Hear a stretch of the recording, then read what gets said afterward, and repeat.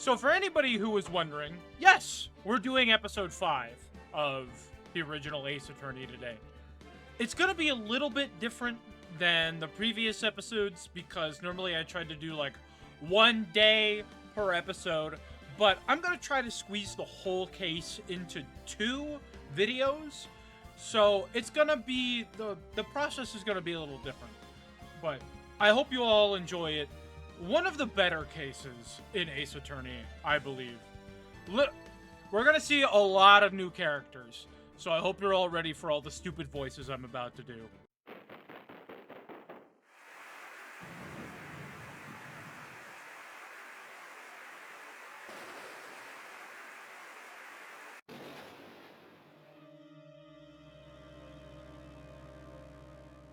Look at these graphics.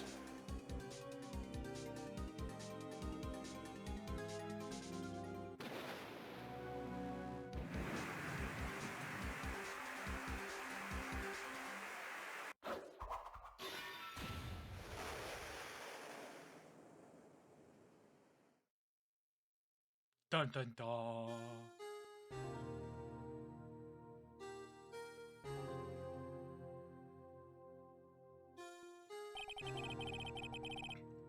It's been 2 months since Maya left the office. 2 months without a single trial. I've had offers, but none I took. That is, until the day that girl showed up.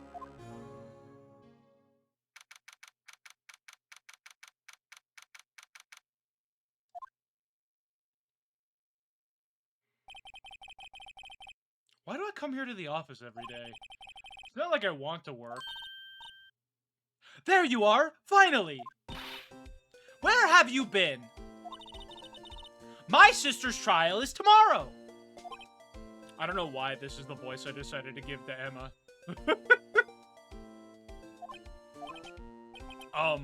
Who are you? Hold on, let me... I can think of a better voice. It doesn't matter who I am. That's just Maya. It only matters who you are. The famous defense attorney, Mia Fey.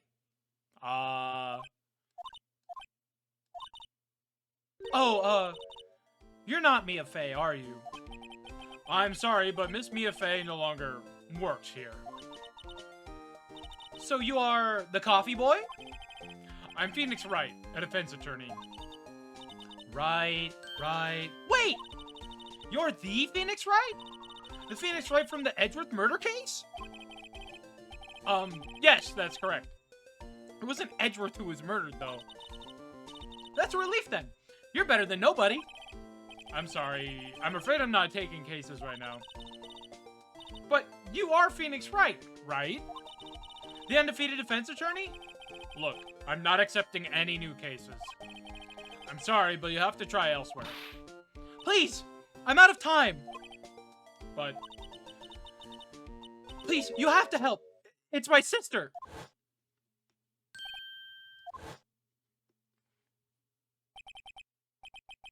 Maya?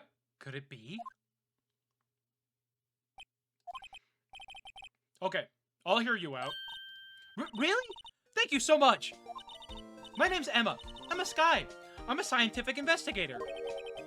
Scientific investigator? Emma, was it? So you're a scientific investigator? Yes, that's right. Is something wrong? No, it's just you seem kind of, jumpy. Or maybe just young? Young? I'll be 16 years old this year. Oh, I see. Wait! Only 16?! I'm set to be formally assigned to forensics in 3 more years. My work is becoming quite well known. At my age, no less. So what exactly is your current position, then? Well, legally speaking, I guess you'd call me an 11th grader. But I'm ready to do my job, at my age, no less. Great. Another future professional in training. So what's this about a case? You said the trial's tomorrow? My sister didn't do it. She wouldn't stab someone with a knife. She wouldn't. So, it's a murder case. I don't care if there's a witness who saw her do it. She didn't do it. I know she didn't do it. It's a scientific fact. And there's a witness. Just talk to her. You have to talk to her. Right. I suppose I will. I promised her I'd bring Mia Fey, but... That's interesting. How would she know Mia? So you want to be a scientific investigator when you grow up, then? Excuse me? I'm not a child, I'll have you know. Still, it's good to have a goal, albeit a very unusual one. I believe investigations should be done scientifically. Don't you? Should I give her the nerd voice? I'm just realizing, just like... Scientific investigations should be done scientifically. Just shoving the rim of my glasses through my forehead. Yeah. Sure can't fault her for a lack of enthusiasm. This case is handled scientifically. I'm sure my sister's name will be cleared. Your sister? She said about her sister, like, 8 times, Phoenix. Pay attention! I've been doing research, you know. I'm developing a new scientific method of case investigation. I'll show you when I'm done. I'm looking forward to it. Guess I should get down to the detention center and talk to her sister. My sister asked for Mia specifically. This Mia Fey person was a few years below her in school. So they went to the same school, huh? She always told me to go to Mia if I ever needed a defense attorney. And, well, I need one. Incidentally, Mia is a woman. Now that you mention it, I guess it is more of a woman's name than a man's. Well, nice of you to help your sister out like this. You must be close. Well, actually, when she gets you like she is now, I kind of hate her. Huh? But she's my only family. Your only family? What about your parents? They died in a car accident when I was little. Oh, I'm sorry. Anyway.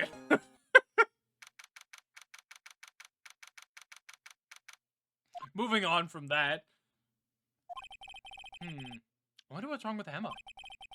They are quiet all of a sudden as soon as we arrived.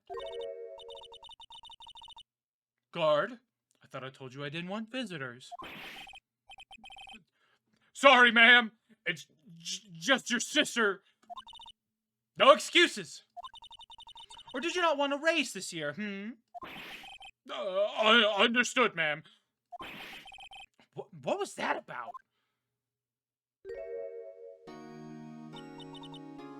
Hi, Leona. Funny. I seem to remember specifically telling you not to come here. Perhaps my memory is failing? Look, I didn't want to come here either, okay? But your trial's tomorrow, and you still don't have a defense attorney. I'll be the one in court tomorrow. This has nothing to do with you, Emma. Isn't that right, Mr. Right? Hey, how do you know me? Mia mentioned you. I've heard quite a bit. I'm sorry. What exactly is it that you do? My name is Lana. Lana Sky. I'm chief prosecutor for this district. You're a prosecutor? 2 sisters. One a lawyer? Could this be a coincidence? Emma, Lana. I mean, they're just like... We're not gonna finish that thought, Phoenix. Alright. Is something wrong, Mr. Wright? Alright, Lana. Cough it up. You killed them, didn't you? There's something you should know from the start. Which is... the suspect in this case has confessed to the crime. Huh? Wait, but the suspect is... me. I did it. Well, Mr. Wright? Well, why don't you begin by telling me exactly what happened? The crime took place yesterday, February 21st, at 5:15 p.m. That's quite specific. It was in the witness's deposition. The witness clearly saw me committing the crime. My, that was a bit of bad luck, wasn't it? The crime took place in the underground parking lot at the prosecutor's office. The body was found in the trunk of my subordinate's car. The prosecutor's office, huh? In your subordinate's car trunk? Lassie. I was arrested on the spot. Caught red-handed, as it were. Oh, that's just great. So, who's the victim? An investigator with the police department. I suppose the correct term is detective. A detective? Death was due to a loss of blood. He was stabbed once in the stomach. By you? Death wasn't immediate, but the wound was fatal. I see. Allow me to repeat myself, Mr. Wright. The victim was a detective. You know what that means, don't you? Uh-oh. What, Mr. Wright? What does it mean? Well, it means... The police department will consider it a matter of pride to have me found guilty. They will use any means at their disposal to do so. This case gets worse and worse with everything I learn. So, you're the chief prosecutor? That is correct. I'm responsible for overseeing every trial handled by prosecutors in this district. I make sure the prosecutors have what they need to do the job, and manage every aspect. Those are my responsibilities, in a nutshell. That's an awfully large nutshell. Still, I'm a little surprised. I would think you'd recognize the district's chief prosecutor, Mr. Wright. Huh? In fact, it seems impossible you wouldn't. Lana? What happened to your hand? Oh, this? I cut myself by accident. When I stabbed him, that is. Huh?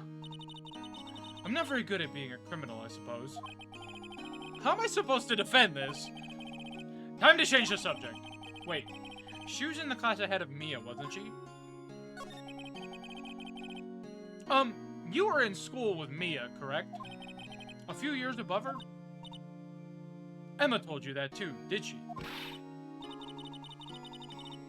Well, why not? I did drag him all the way here from his office. Although it seems he has very little in common with Mia. Hey! I was in law school. I was in my 3rd year, and she was auditing the class. She was different than the other students. Different? She was strong. She'd do anything to become a defense attorney. Anything. That was probably why she was attracted to me. Excuse me?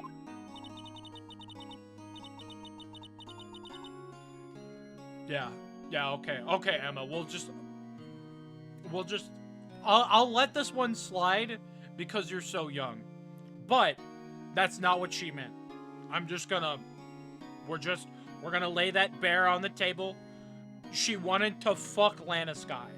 Mia Fey wanted to have nasty, bed-breaking sex with Lana Skye. End of discussion.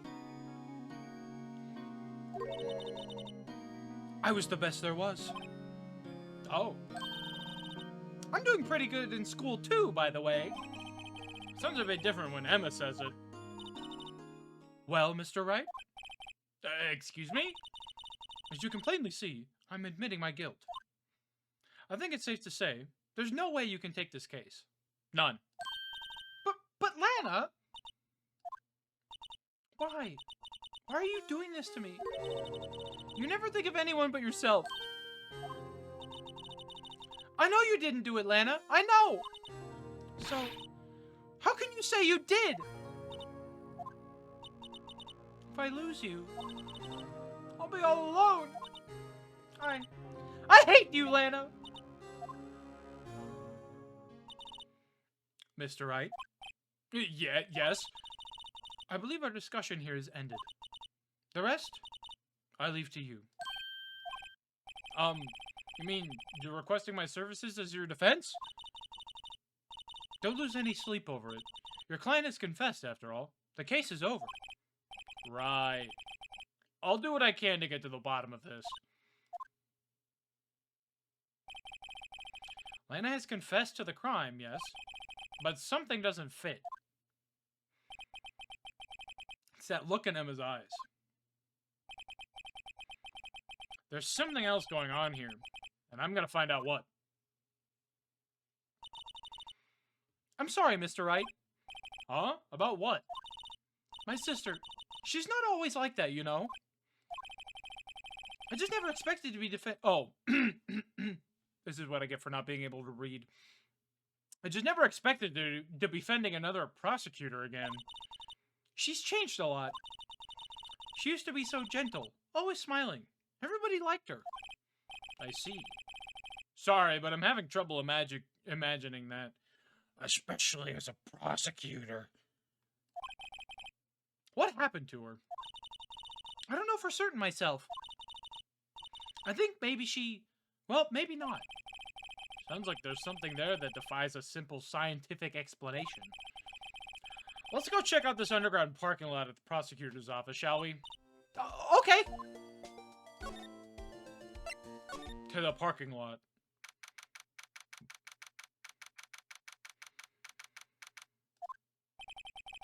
So this is the lot where it all happened? Looks like they're still investigating. Funny that my first visit to the prosecutor's office should be like this. Hey everyone! Keep up the good work! Hey, what are you thinking? Well, they are going to be my co-workers 3 years from now, after all. No harm in saying hello. Actually, there is. You know attorneys aren't supposed to examine crime scenes? I'm trying not to stand out too much here, see? Hey there. Expecting to go unnoticed around here, partner? Oh, hold on. No, I know this voice. You expecting to go unnoticed around here, partner? But partner? What do we have here? It's like a bambina got loose from the ranch and is up to no good. Folks gotta learn to keep them doggies tied down, partner. Mr. Marshall! Marshall? Looks more like a sheriff to me. That's a good joke. Looky here, Bambina. I know how you feel. But this is my gang's gold strike, see? Strike? This is our claim, our territory, with a mother lode of evidence. If you're fixing to mess with what's ours, you'll regret it, partner. You know what dreams the cacti out in the desert dream? You want to? What's this guy talking about? You head along home now. Happy trails, Bambina. That guy was incomprehensible. Welcome to everybody from the South. Was that a ombre? I don't... Phoenix, as a very, very, very pale man, I don't think you should say that. As a very... You should not be saying that. Just the connotations of it are not good. Kind of, sort of. Yeah, he's a detective. Who thinks he's a sheriff from the Wild West, it seems.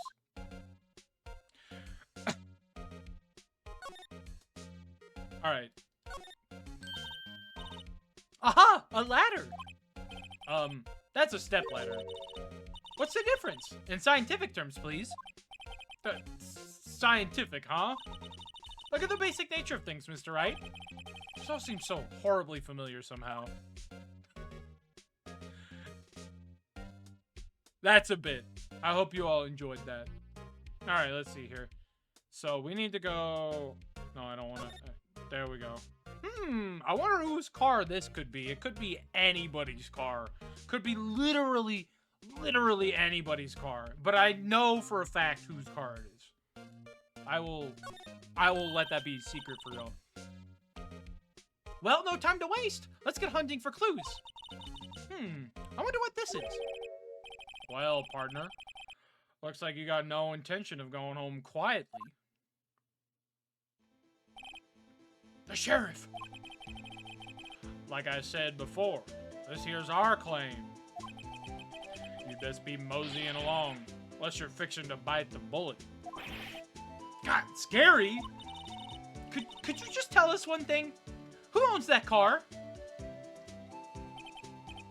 Well. Little Philly's got a good nose on her. You want to know who rides that red Mustang with the body in her saddle? Huh? Please. No problem, partner. About time for vittles anyway. Get yourself to the saloon up on the 12th floor of the prospector's office. Might just find you a cerveza you like. Prospector's office? Where does this guy think he is? And when, for that matter? Note to self.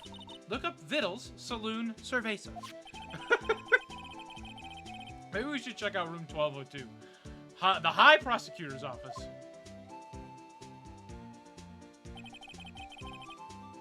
In any case, stay away from the car. You can only look around here all you like. Just keep your paws off our claim. Right. Great. Great! Maybe there's some clues around here, Mr. Wright. Let's check it out. Alright, anyway, now that he's gone, let's see here. What's this? A wallet? Excuse me, officer! Wait! What are you doing, Mr. Wright? What am I doing? I just found this wallet, so I'm handing it over to the police. I don't believe it. This is real basic. Anything at a crime scene is evidence. Let's be scientific about this, please. Just put it in your pocket. How is that scientific? Sounds like theft to me. Wallet hastily stuffed into pocket. I'm called to duty already, and at my tender age. Here, I'll teach you the trick to examining evidence in detail, okay? From the way her eyes are sparkling, I can tell she's been waiting for this. Okay, now. Look at the court record. You have to be sure to examine evidence carefully on all sides. Now, let's start examining from every angle. Oh, look! I think there might be a clue here. You should check it out. The press of enter.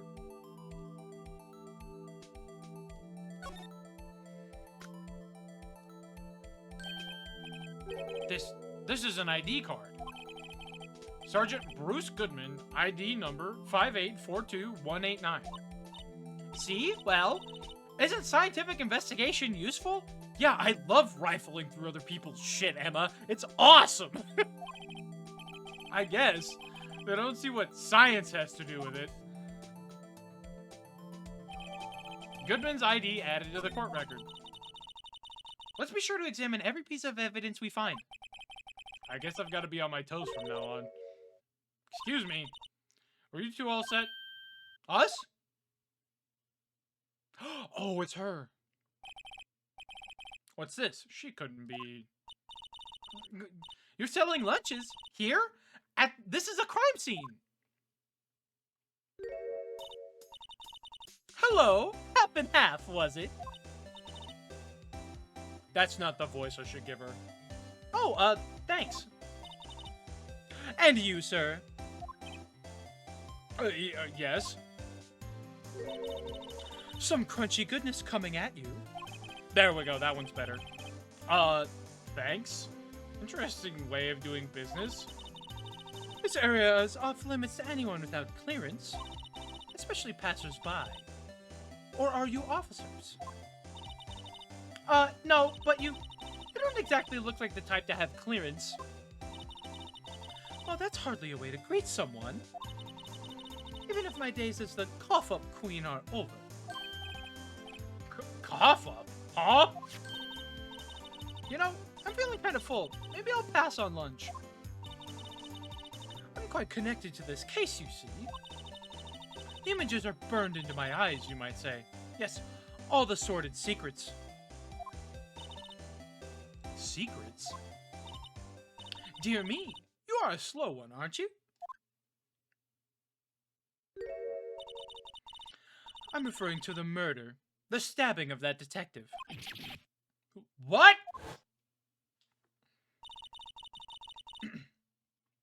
A witness clearly saw me committing the crime. You mean, you're the witness my sister was talking about? Please, cough up, Queen. Tell us what happened. name is Angel Star. Don't you go forgetting it. Or, before you know it, I'll have you whimpering at my heels. Yes, ma'am! She means it. Phoenix, I don't know how to explain this to you. You are a pathetic wet dog. Oh my god. Oh, excuse me.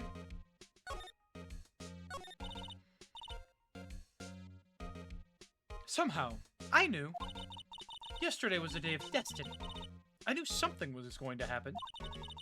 Just like I know that the daily special on Friday every week is salmon. Destiny? Was yesterday special for some reason? You're a defense attorney, right? You should know then. You should know the foul misdeeds of the evil ones who haunt the den of inequity. Evil ones? Prosecutors. They have no qualms at all about blackening the name of innocence. And yesterday they paid homage to the most evil one of all.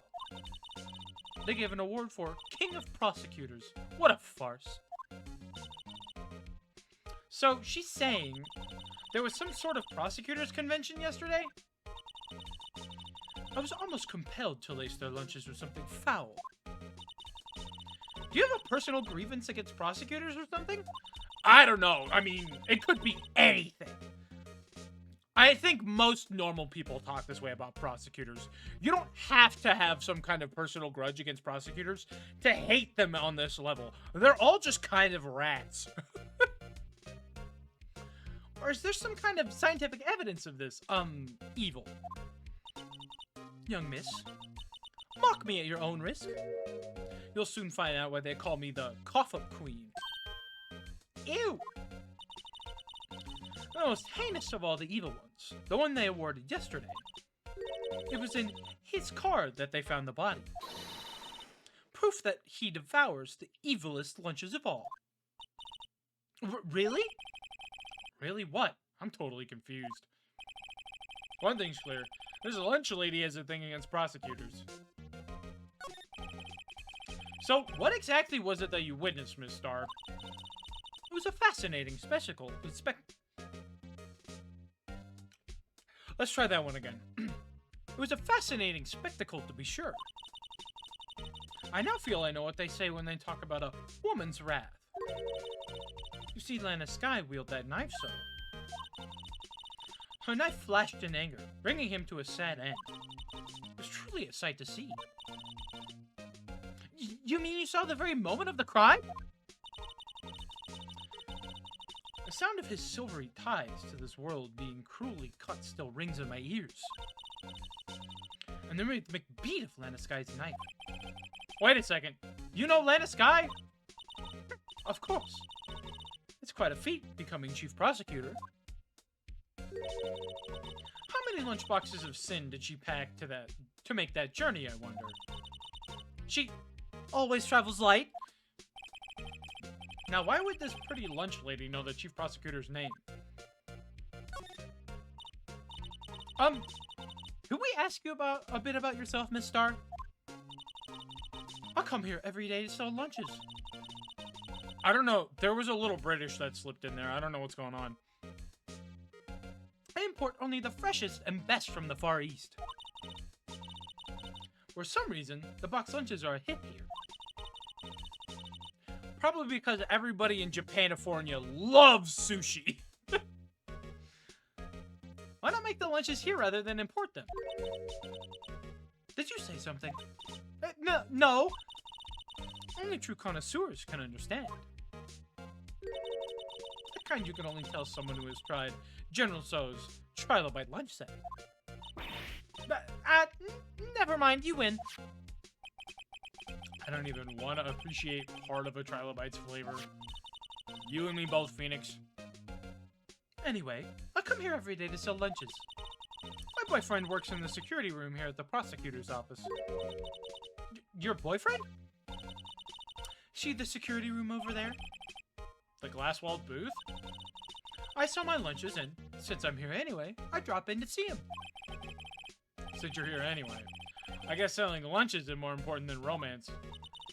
You gotta get that bag. Phoenix, a woman has to get paid. So, to scientifically analyze the data available so far, you, Miss Star, are a lunch vendor with an ulterior motive for coming here. Useful analysis. Not. Did you have a bad experience with a prosecutor, Miss Star? I sense some hostility. Hostility? Ha! Perhaps. Prosecutors are all alike, and the bigger they get, the worse they smell. Kind of like 10-day-old clams in the chowder. I wonder if Miss Star was involved in some sort of legal trouble in the past. That'd be a sure cause of food poisoning, scientifically speaking, of course.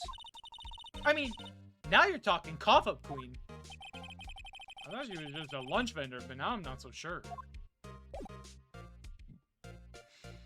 Well, check this out.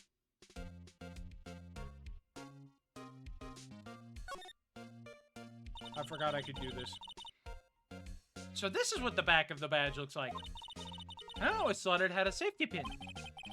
Each badge has a number carved into it. That way, you can tell which attorney it belongs to. You mean you couldn't lend your badge to anyone?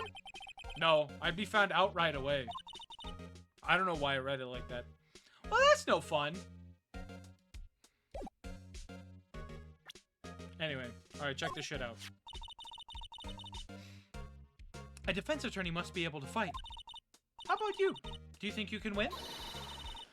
How about tackling Lunchland's Pickle Supreme lunchbox? Wow, it's really crunchy. A box of pickles? Kind of a sad lunch if you ask me. Alright, anyway, enough fucking around.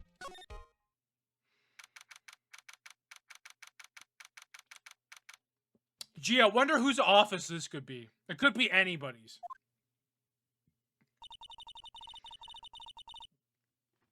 This is the kind of room that just screams, I can do the job. Funny change from your office, really. Thanks. Look, look! There's a trophy or something here. A trophy? What, that shield? It takes real nerve to display stuff like this. Whoever's office this is, there must be a real stuck-up jerk. Phoenix, right? You never tire of prying into other people's business, do you? That voice! Long time no see, Edgeworth. Huh? Oh! Mr. Edgeworth! You know him from somewhere? Of course! I'm his biggest fan! My sister introduced us once and... Right. Her sister's the chief prosecutor, after all. Well, what brings you here? I'll warn you, I've been known to be a real stuck-up jerk. No, did I? No!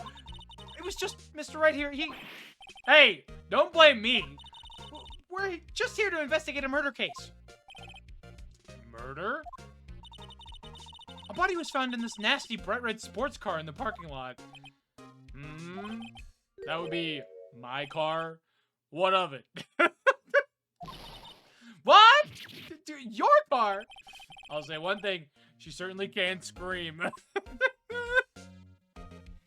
Just literally, just constantly stepping on rakes. Oh, boy. So, the body was found in your car? Go ahead. Say it right. You think I did it, don't you? After you went through all that trouble to help me last year, no less. No, we don't think you did it. I mean, it was my sister who stabbed him. Wait. No, she didn't do that. I mean... Wait. So you are the chief prosecutor's little sister, then? Yes, sir. Emma Sky. It's nice to meet you again. Now, that didn't sound forced at all. Now I remember. You've really grown. I'll admit, it was a surprise for me, too. To think that my own car would become the scene of a murder. Or surprising still, I'm being forced to prove my superior's guilt. I can understand. Wait, what did you say? I'm disguised the chief prosecutor, top prosecutor in the district. She can't prosecute herself, so I'll be the prosecutor at the trial tomorrow. You? Mr. Edgeworth. To be honest, it's a bit of a miracle I'm still here at all. What do you mean? Rumors. You've heard the rumors about me, haven't you?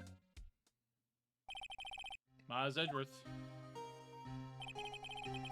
It's hard to remember a time when there weren't rumors about this guy.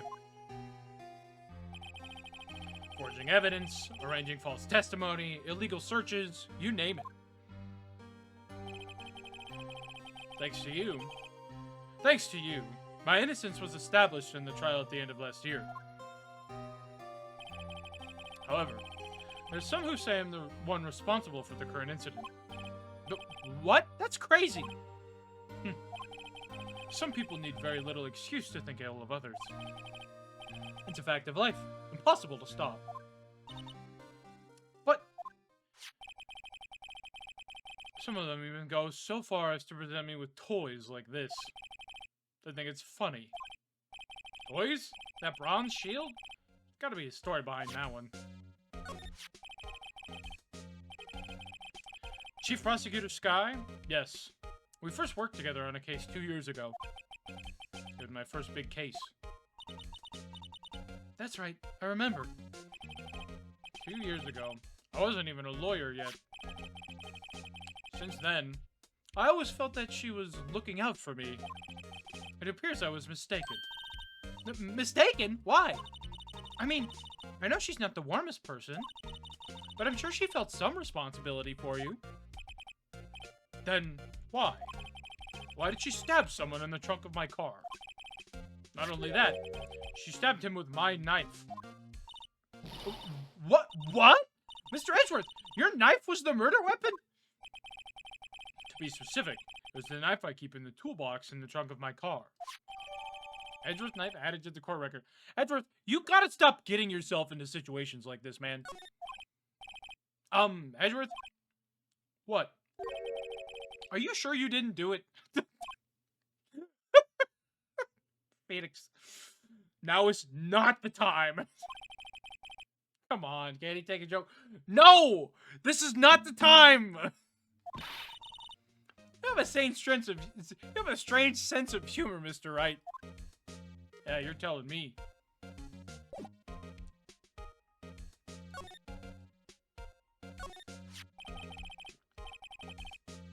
I've been wondering, what the heck is this?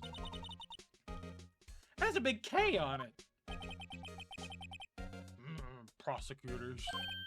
Huh? What's that? It's the King of Prosecutors trophy.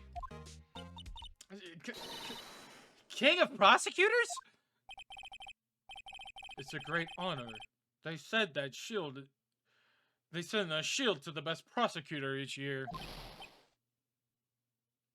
What? So? So that K, that's... K stands for king? K stands for king? Yeah, you got a problem with that? Turned into a New Yorker for a second there. I didn't design the thing.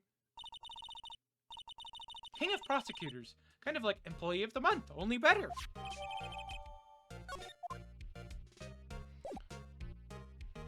Hey, what if I showed you your shame? So, basically, this says you were the best of the best last year, huh? You can take that foolish grin elsewhere, right? I lost a day of work to receive that travesty. Huh? Why's that? I had to go to the police department to receive that broken shield. The police department? Yes, right next to the police station downtown. You've been there, haven't you? Where Detective Gumshoe works? Yeah. I was wondering something about your shield. Why is it broken? What does it matter? I've got more important things to worry about. Oh, right. He doesn't seem too concerned about his award, for better or for worse. Yesterday was a very busy day for the prosecutor's office. Maybe we should ask him more about yesterday. Could you tell me more about yesterday, the day of the murder? Yesterday was the annual cleaning day at the prosecutor's office. Cleaning day? Working with the police department, we sort and file all evidence for solved cases. We call it evidence transferal. Wiping your hands of old cases, in other words. Oh, and another thing. A ceremony was held at the police department. There's an annual review and awards for outstanding police officers and prosecutors. And that's when you got the shield? I was at the police department yesterday afternoon. I got back here at 5:12. That's very precise. People like myself and Mr. Edgeworth pride ourselves on our precision, Mr. Wright. No, I place little faith in my memory. The only thing I trust is solid evidence. Edgeworth parking stub. Yep. This is the parking stub from the underground lot. The murder took place around 5:15. So the murder happened right after you got back. What, right? I'd appreciate it if you direct that suspicious glare elsewhere. Oh, fucking hell, this guy. Excuse me, but is Mr. Edgeworth, anywhere on the premises? I like how I locked in exactly on Beacon's voice. I'm Edgeworth. What is it? I'm here, sir, at the request of the chief, sir. I've got your report, sir. Report? What? Did you find new evidence in the case against Chief Prosecutor Sky? I don't like the way this conversation is going at all. Sky, sir? No, sir. Name of that kind. No name of that kind, sir. Not in this report, sir. I think I just heard Edgeworth's lid blow. Mr. Edgeworth's lid isn't on very tight, is it? I made a clear request to the police department, did I not? I need to focus on the trial tomorrow, so don't bring me anything unrelated. Sir, but sir, I'm just following orders, sir. They told me to bring this to you. I wasn't aware of the particulars of your... Give me your name. Yes, sir. Meekins, sir. Officer Meekins. Right. Officer Meekins, take your report and leave. And good luck with that raise next month. But sir, I didn't know. Poor guy. Looks like he was absent on the day they gave out brains and good luck. Right. Yeah, yes, sir? God, he caught me off guard. As you can see, I'm busy. You may leave now. Let's see what he says, Mr. Wright. The victim was a detective from the same department as that patrolman just now. Go down to the police department. You could ask for there. Thanks. Seems to have finally calmed down, at least. Alright, well. Let's get the hell out of here.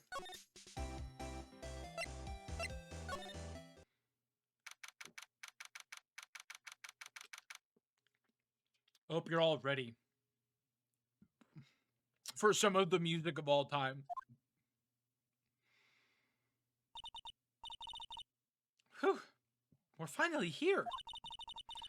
Why would they put the police department so far away from the prosecutor's office? Beats me.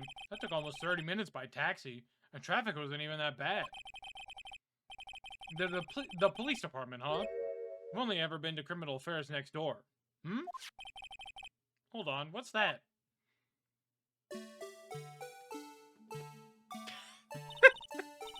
Disturbing! Why does it undulate like that? Oh wait, I know. This is the blue badger. We're trying to make him the police mascot. Wow, Mr. Wright, you sure know a lot about the police. Still, he does seem familiar somehow. Forget the blue badger. Who's that next to him? Someone appears to be dancing with the blue badger? Uh-oh, he noticed me. He sure is running over here fast. Hey, pal! What are you doing here? That's my line, Detective Gumshoe. Specifically, why were you dancing over there? What? Well, at least he doesn't seem to be busy. This is our chance to get information. Hey, I'll have you know I'm a very busy man, pal. Yeah, okay, whatever. Whatever, Gumshoe. Whatever you've got to say. I'll give you one word of advice, pal. You better not agree to defend the suspect in this case. Why not? Huh? Well, It says that the chief prosecutor has confessed to the crime. She says she summoned the detective on the prosecutor's office and she killed him. But what if she's not telling the truth? Yes, well, no. Come on, pal. There's plenty of evidence against her. But what if the evidence was faked? Hey, pal. Can I speak to you for a second? Huh? Me?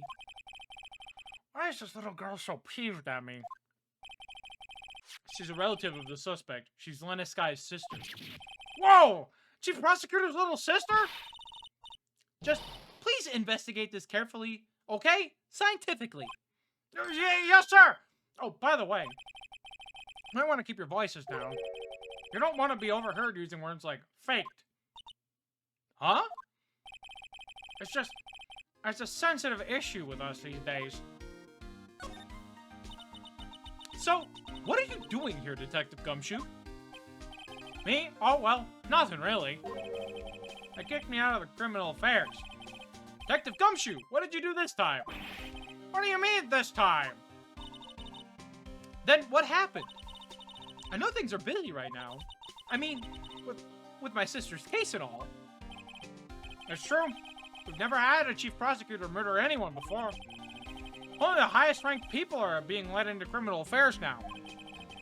The lowest ranking guy in there is our chief of detectives. We're not letting any of us rank and file detectives in at all. None of you? I know this is an important trial, but isn't that a little odd? So anyway, I thought I'd spend the day getting the Badger dance down pat. Isn't there anything else you could be doing? Chief of Police himself is directing this investigation, pal.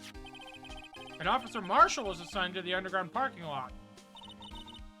Officer Marshall? Now that I think about it, Emma did seem to know that Marshall guy. Patrolman in charge of a crime scene. It's unheard of, pal. Well. I was wondering about that. What, the dancing blue badger? It's my masterpiece. You made this, Detective Gumshoe? The chief threw together some designs, and I just did my thing, pal. Nice work. It's battery powered, so it can go anywhere. There's no switch, so it just dances until the battery dies. Poor blue badger. Fated to dance until he drops.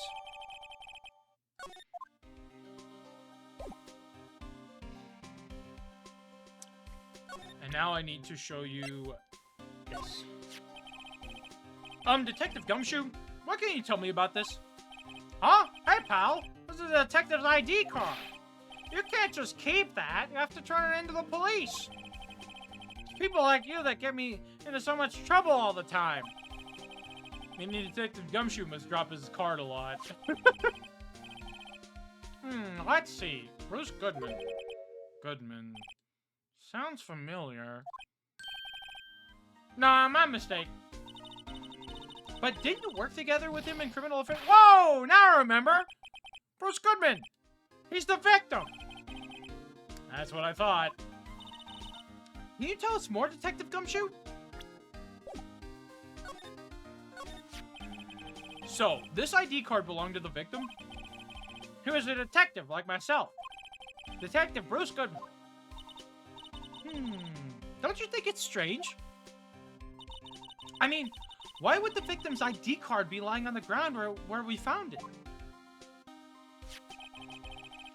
Well, Detective Goodman should have been at the police department yesterday. There was an evidence transferal for a case he handled 2 years ago. Evidence transferal. Mr. Edgeworth mentioned that too. But Detective Goodman was called to the prosecutor's office. Well, that's the thing. It's hard to say this, but word is that Chief Prosecutor Sky called him out there to the parking lot. And Lena's confessing as much. Well.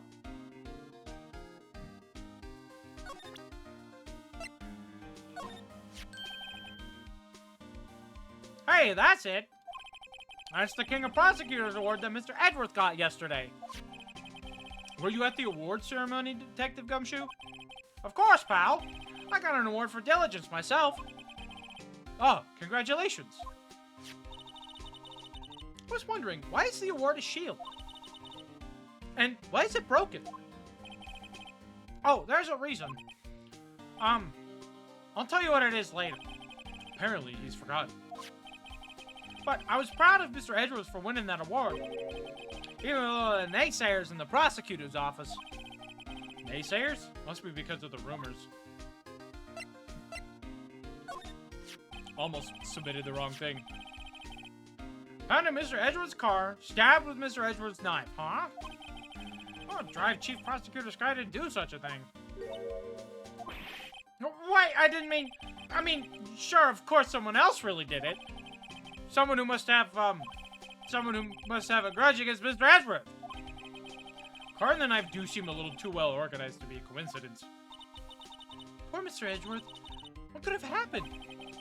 We have to find out a little more about what's going on with Edgeworth.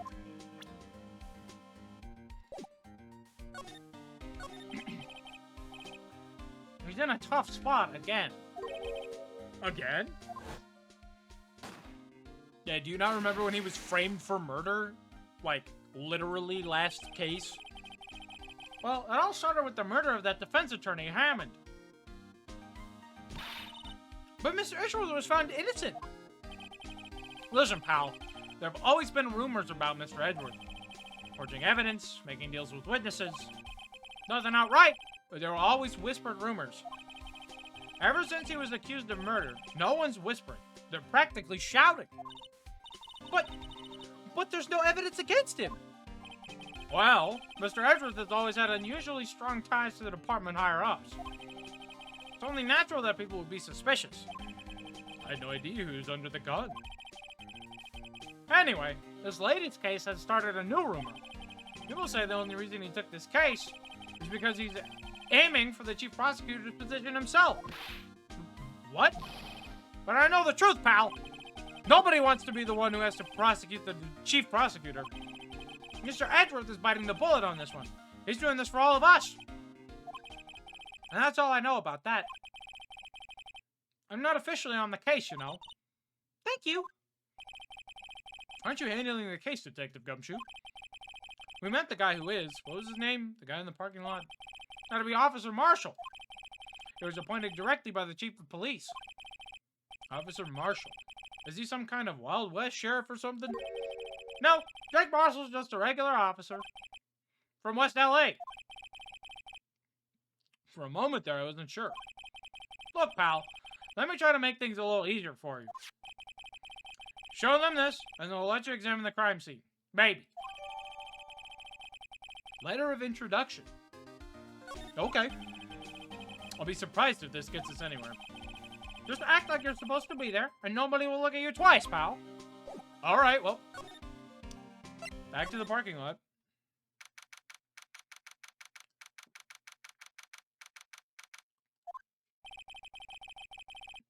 Looks like the investigation is still going.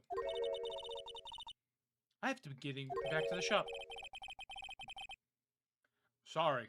Looks like I'll be stuck in this pit till the sun sleeps. See you in my dreams tonight then, baby. Oh, still here? Hello? Why the surprised looks? Didn't I mention? Got a boyfriend in criminal affairs, too.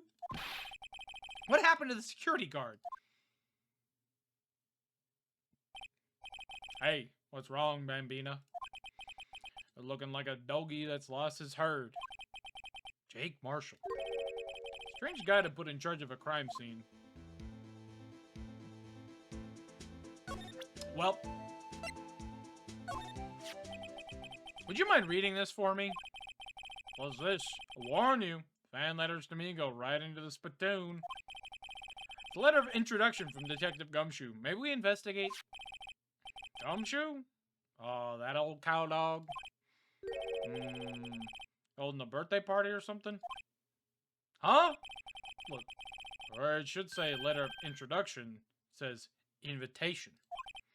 Ah, I think he just miswrote it. Wait, why am I getting all defensive here? No worries. Proves it's from Detective Gumshoe. Better than a blood test. As I better let you in then. Thank you, Officer Marshall. Oh, that's right. He's a patrolman, not a detective. Which reminds me... Hey, wait a sec! Isn't a crime scene supposed to be handled by a detective or higher? Well, folks, clues are calling. Welcome to our gold strike. Be like the settler. Strike out for lands unknown. Manifest destiny.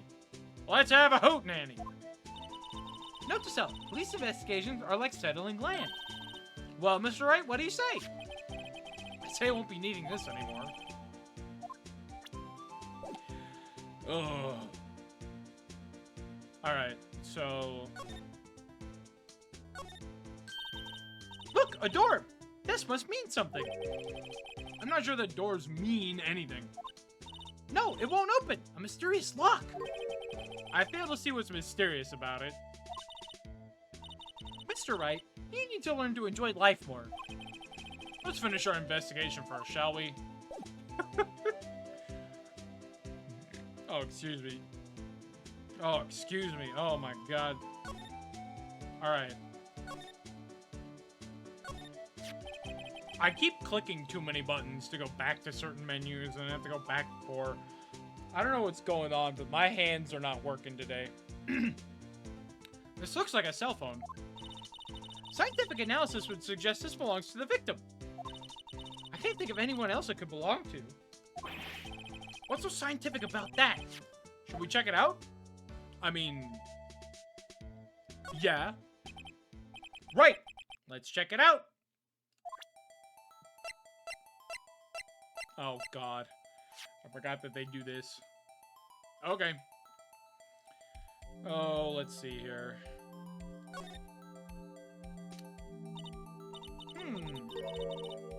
This phone's still on the redial screen. Redial? Mr. Wright? Most phones keep a record of all the calls you've made and received. You just press the blue button to display the last number you called. Convenient, isn't it? I'm surprised you didn't know about it. Sorry to disappoint you, but even I know about things like redial. Huh? Oh, I'm sorry. It's just you never know with people from your generation. Whatever. Let's check this phone out. Isn't Phoenix, like, 24? Like... I guess this is the generational gap, right? It'd be like me trying to understand Skibbity Toilet.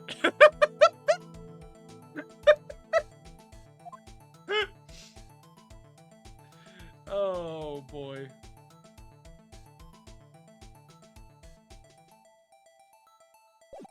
Oh, piss. I did not mean to do that. What? Where'd it go? Oh. Oh, my God. I did not mean to click out of that fucking window. God damn it all. Oh, and now it has to scroll all the way over again.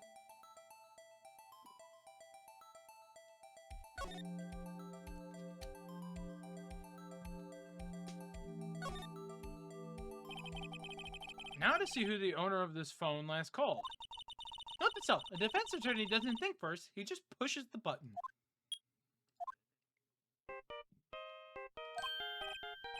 Hey, that song! Wait, hey, that song, I know that. Hey, what's going on over there? Sorry. I see you, partner. You pressed redial on that there phone, didn't you? Well, yeah. Whose phone is this anyway? It was on the ground over there. Whose is it? That belongs to Chief Prospector Scott. What? It's my sister's? She apparently dropped it when she was taken into custody right after the crime. Look, the last call was made right when the murder occurred. Looks like she was fixing to call someone. Except she only spoke for a few seconds, according to this. Who did she call? No idea. Sorry, partner. Now, I got a question for you, partner. I heard a phone ring just now.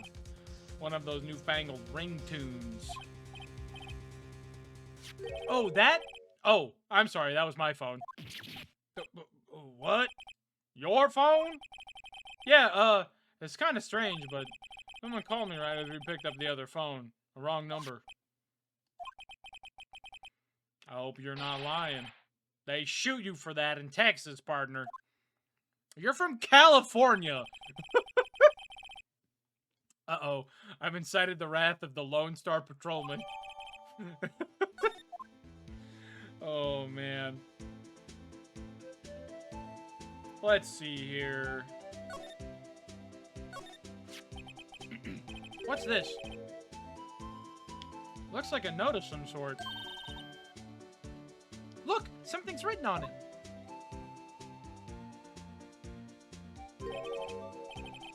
You're right, let's see. 67S 12-2. There's a name printed on the paper above that. Goodman. Maybe it fell out of his pocket when he was killed. Well, so? What does it mean, Mr. Wright? How am I supposed to know? Note to self. For deductive reasoning, go to Edgeworth, not Wright. I'm not sure Edgeworth wouldn't know what this means either.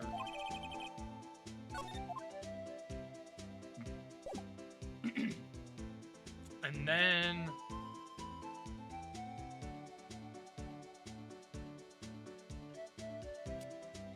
I don't remember if I have to examine the note or not. Oh, there's no... You can't examine this. Damn. Okay. Well, I think all that's left is to talk to Marshall then. Officer Marshall, could you tell us more about the victim? Good men always die young. Remember that, partner. Could you be a little more specific? Who's Goodman? Who's a detective, right? Well, well. Aren't you a feisty doggy there now? Detective Goodman was stabbed here at 5:15. The smiling Madonna told me that tale. I think he means the witness, Miss Angel Starr. One stab to the chest. Fine piece of work. This here's the autopsy report.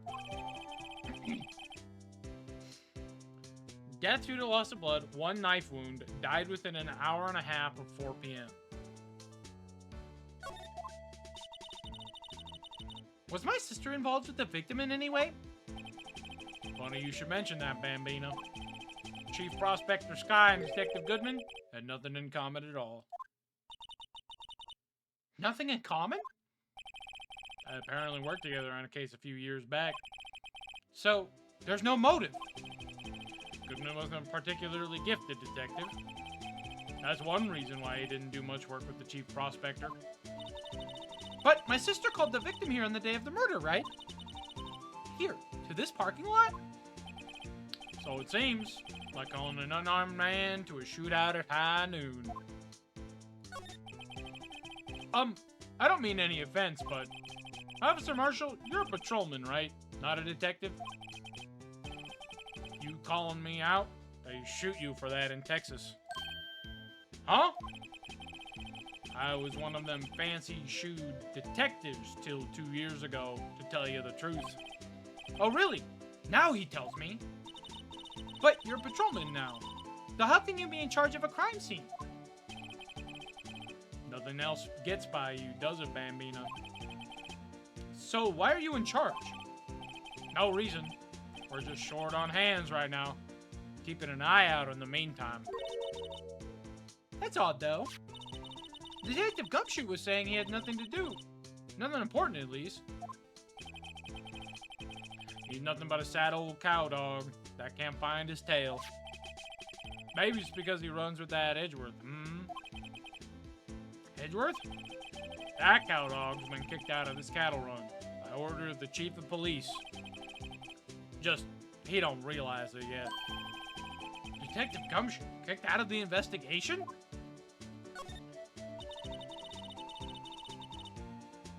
So, there's no connection between Detective Goodman and my sister. That's correct, but there's a gold mine of evidence against her. And the prospector tomorrow is none other than Edgeworth himself. I'm afraid your sister's fate is decided, Bambino. Many condolences. Officer Marshall! Yeah, Bambino? How can you say that? You and my sister, you were... Is there something between this cop and her sister that I don't know about? I apologize, Bambina. Something must have gotten to me. Maybe it's that dry wind that's a-blowing through the prospector's office. Dry wind or ill will, someone's up to something here. But who? Suspicions about Mr. Edgeworth have been flying around for nearly 2 years now. Forged evidence and arranging testimonies, you mean? Oh, forged evidence and arranging testimonies, you mean? He was unbeatable because he did whatever it took to win. Unbeatable, that is, until he met you. But rumors are just rumors, aren't they? These are prosecutors we're talking about. Evidence is everything to them. If you follow the rumors about Edgeworth to their source, you find one person. But they're off limits. Untouchable, you might say. One person? Who? I hate to say this, but it's your sister, Bambina. Chief Prospector Leona Sky. What? My sister? Edgeworth couldn't rustle all those cattle by himself. Some people load their guns with bullets. Some people load them with deals. What? You're saying Edgeworth was making deals to win trials? Well, there's gunshots. There's bound to be bullets. That's what the old-timers say. There's a big old secret hidden around here somewhere. Everyone knows it. Is that why Detective Gumshoe was taken off the case? Did they target him because he was closest to Edgeworth? So, well, how are we doing, Mr. Wright? I guess we've got some clues. We have an autopsy report, a note from the victim, and a cell phone. So, you think we'll be okay? Well, the only thing still bothering me is that Leona is confessing to the crime. She says she did it. No problem. I can guarantee that she's not the criminal. Oh, by the way, Emma. Yes? I know that song your phone plays when it rings. What?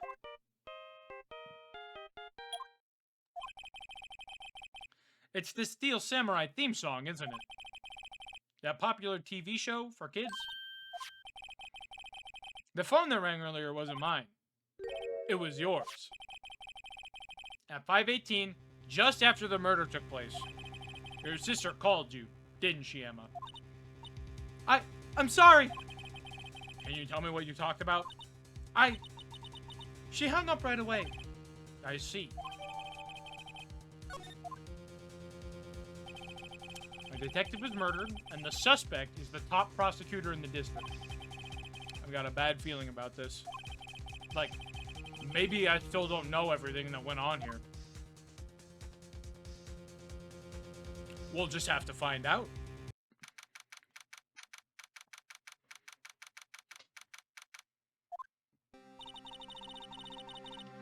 How did the investigation go yesterday, Mr. Wright? Frankly, there are still a lot of gray areas. Or rather, the whole thing is one big gray area. Don't worry about me, no matter what the outcome.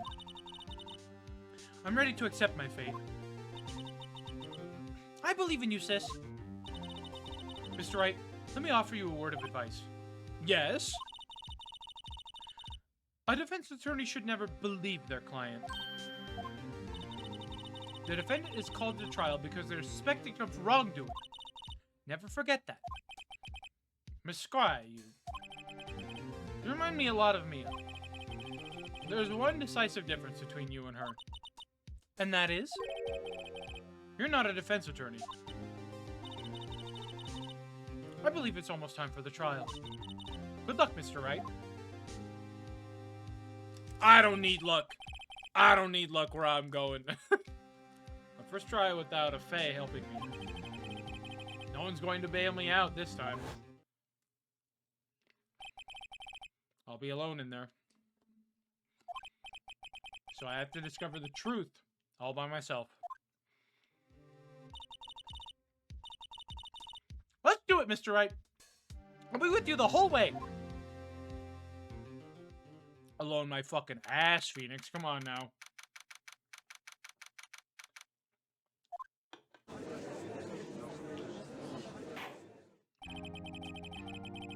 Court is now in session for the trial of Miss Leona Sky. The defense is ready, Your Honor. The prosecution has been ready for a while, Your Honor. Edgeworth. It's been 2 months, but I haven't been in a courtroom since his trial.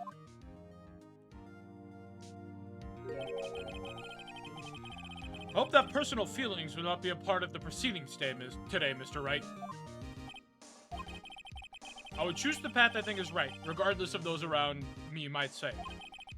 The judgment to be made here is in our hands, not those of anyone else. Very well, Mr. Edgeworth. Your opening statement, please. Chief Prosecutor Leona Skye has committed an unpardonable crime. Not only this, but she was rash enough to commit it in the prosecutor's office lot. Wow, he's much more forceful in person. I starting to feel like confessing to everything.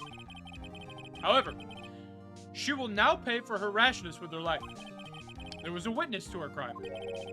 A professional witness.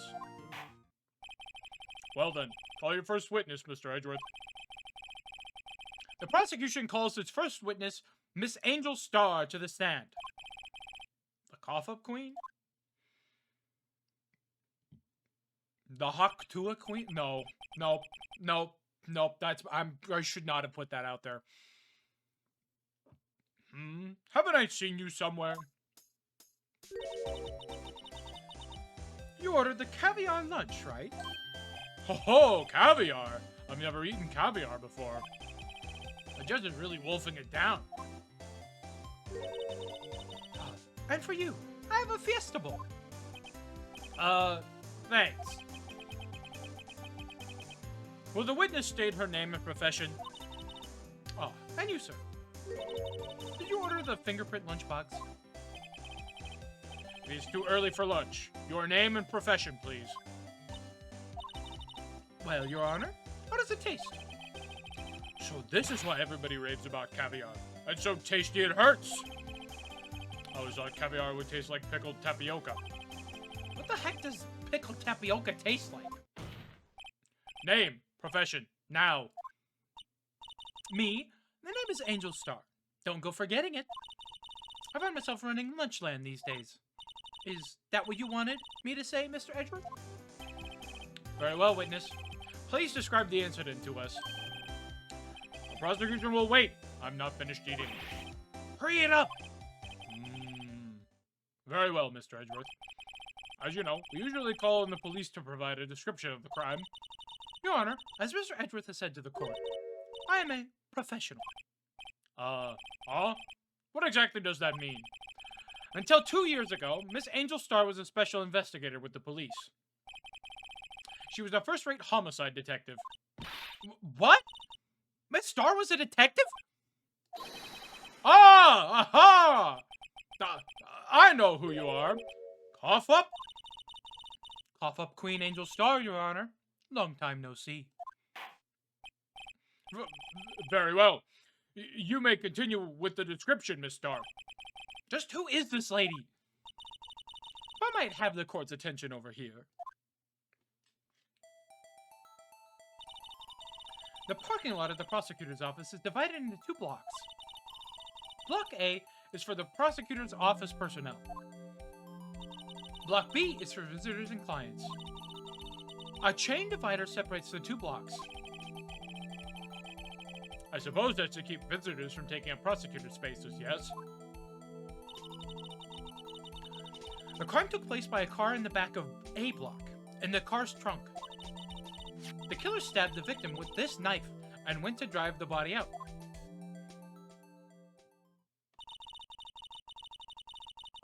Unfortunately for her, there was a witness, and an arrest was made on the spot. And who was this valiant witness? Why, it was me, Your Honor. Witness, did you see the very moment of the crime? Of course, Your Honor. Immediately after that, I apprehended the chief prosecutor.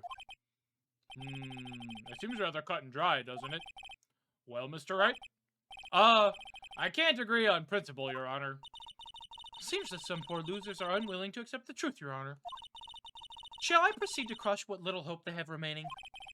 If you can, then give them your worst, Miss Starr. Wait, are they talking about me? Yes, Phoenix, they're talking about you. Keep with the program, bud. You gotta stay on top of that shit.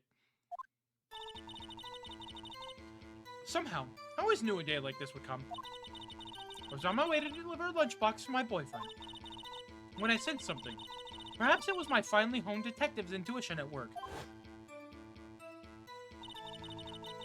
Through the wire fence, I saw the chief prosecutor standing next to a garish car. The chief prosecutor was holding a knife in her right hand.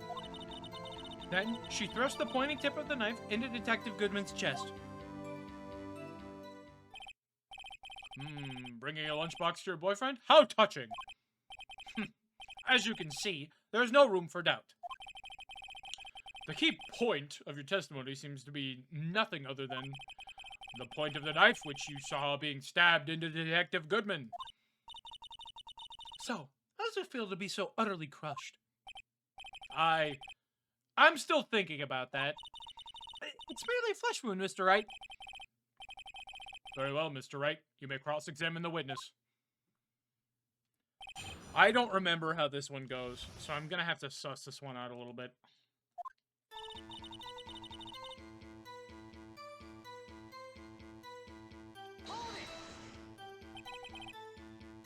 How did you know? I respect the prosecutor's basic abhorrence of crime. Yet, their methods are ugly and twisted. Twisted methods will always lead to tragedy. The lunch lady's uninformed opinion is duly noted. Given that they are used to erasing inconvenient evidence at their whim. Killing off a detective that knew too much is merely an extension of that. Miss Starr, do you have something personal against prosecutors? I felt that I had found my dream job when I became an investigator. And if I hadn't been laid off by those prosecutors over there, I'd still be one. Laid off?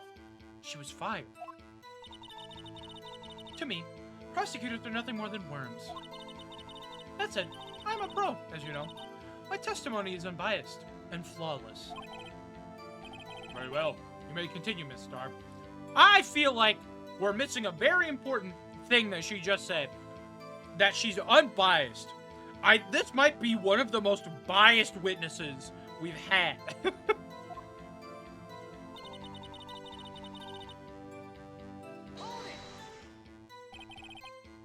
This boyfriend, he's the detective?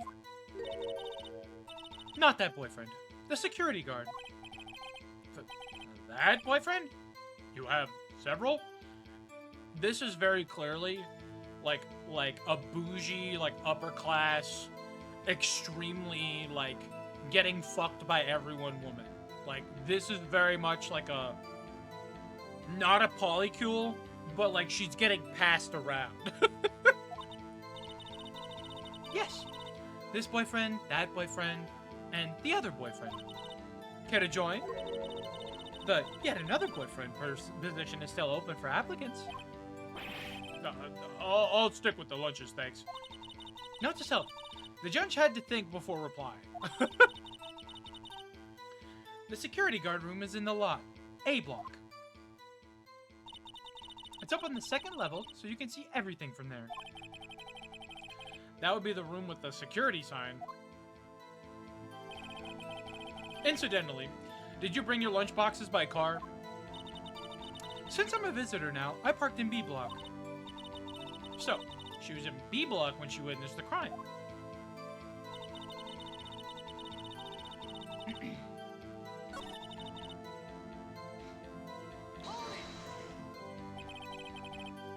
By garish car, you mean?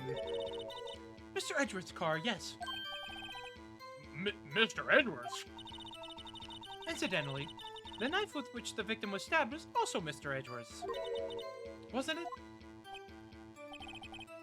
Indeed, it was. What an odd case this is. And the person you saw, you are sure it was the defendant? I saw her from no further than 30 feet away. I'm certain it was her. If she's telling the truth, we're doomed. Let's just do what we can.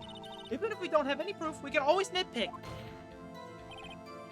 Witness, In your testimony, you clearly stated the following. Prosecutors are nothing more than worms. Ergo, you are a biased witness. I literally just said that, Phoenix. You might want to keep those silly opinions to yourself in the future, rookie. Huh? Rookie? Unless you're willing to risk the consequences of doubting me. I'll fry you like a fritter. Crispy on the outside, chewy on the inside. That was inspiring. I believe I've heard that tagline elsewhere. You could cry plagiarism? I may be relegated to the lowly post of lunch lady, but my instincts are honed. A photograph? You took this? The moment I witnessed the crime, my reflexes took over and snap, I took a picture. In fact, one of my lunch boxes is rigged with a camera. I suppose that's more exciting than just hanging it around your neck. Witness, why am I only seeing this photograph just now? You think I'd show it to you, a prosecutor? Think again. My boyfriend works in the photography division of criminal affairs. Well, this is most certainly the defendant. Uh-oh. That is unmistakably Lana Sky. So, what was the defendant doing at the time?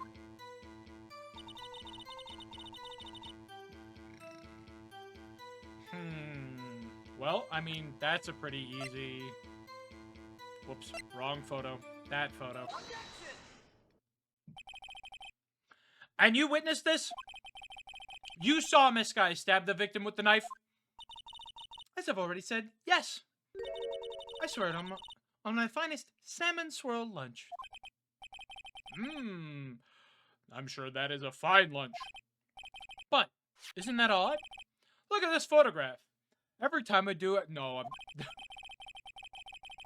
This is the photograph you took at the very moment of the crime, is it not? Then why is Miss Sky not holding a knife? Mr. Edgeworth, your thoughts? Objection. That had to be the weakest objection ever, Edgeworth. Yet, it was still stronger than your feeble mind, Mr. Wright. What do you mean, Mr. Edgeworth? This photograph was not taken the moment before the stabbing. This was taken the moment after the stabbing. And how can you tell that? Blood splatter. Huh? See the dark crimson stains on the chief prosecutor's coat? But it's a black and white photograph. Oh, yes, it's hard to tell, but this could be blood. Well, Mr. Wright, I see no problem here. No problem, except you. Mr. Wright, are you going to just sit there and take that kind of abuse? You got a better idea? Oh, excuse me. Now that you mention it, I see no problem here. Other than myself. Mr. Wright, you can't just let him walk all over you. That's just sad. Feeling sad, Mr. Wright? Some bittersweet first love lunchbox is in order. Oh, that was a waste of time. Let's continue with the testimony. I should have dug a little deeper. This is not how this is supposed to go. I'm trying to show off the extra stuff that you can do for achievements.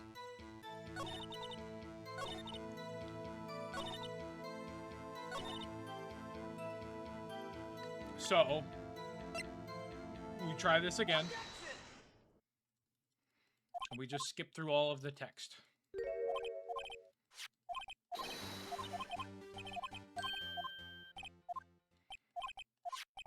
I do love that Edgeworth is just like, alright, objection.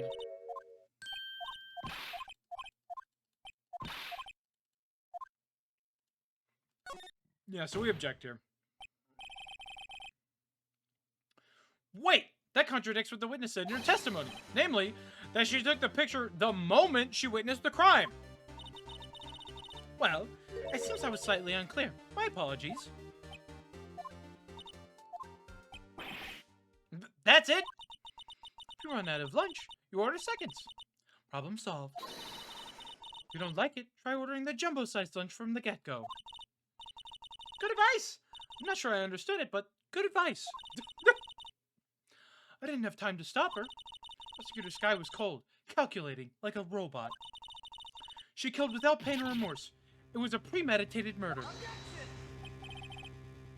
Premeditated? How do you know? Look at the chief prosecutor's hands in the photograph. Well, are those gloves? Surgical gloves made of thin rubber, most likely. Why would she have those on? If it was not premeditated, she would not be wearing those gloves. Ah! Those gloves do seem to tell a tale of premeditation. Premeditated murder. A serious offense. Witness, add this to your testimony.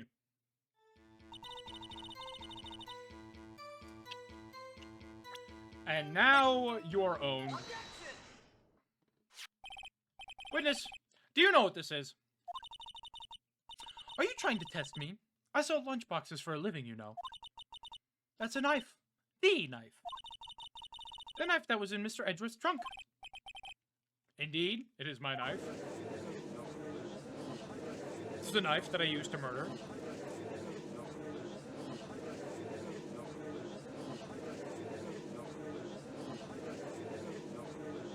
They're getting his ass. The defense has a request. We ask that the witness provide an accurate testimony. What's that, rookie? In your testimony, you stated that Lana Sky planned this murder. And that's why she was wearing those special gloves.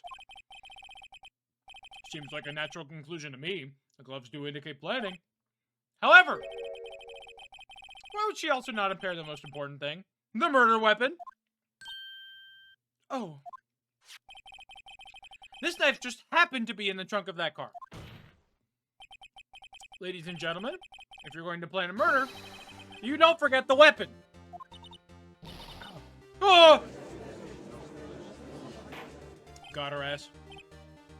Order! Order! Order! Great, now the tide is turning in our favor. Great show, Mr. Wright. My sister's as good as free. Edgeworth, why do you always do that? Right. I believe the next lunch you'll be eating is humble pie. What? Hope you weren't deluding yourself into thinking that the tide has turned. Not over such a trifling detail. But this shoots a hole in the whole premeditated theory. Bah. The prosecution could care less if it was premeditated or not. The only one who seems to care is that lunch lady over there. The defendant, Lana Sky, murdered a detective with a knife. That is the only thing the prosecution need prove. Nothing else.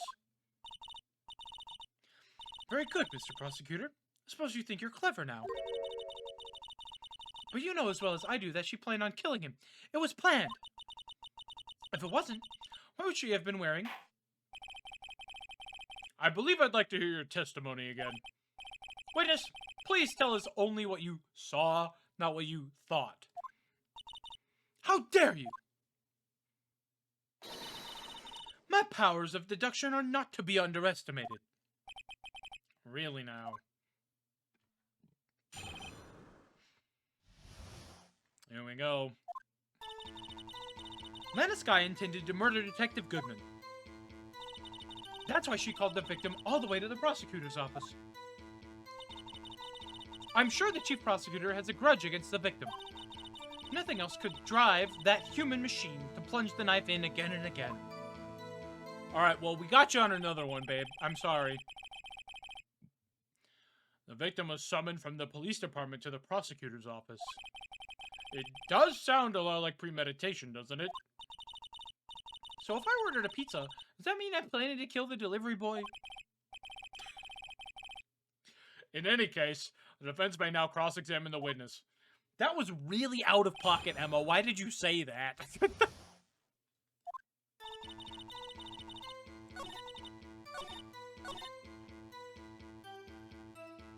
Sorry, babe. Gotcha again. You say she stabbed him again and again.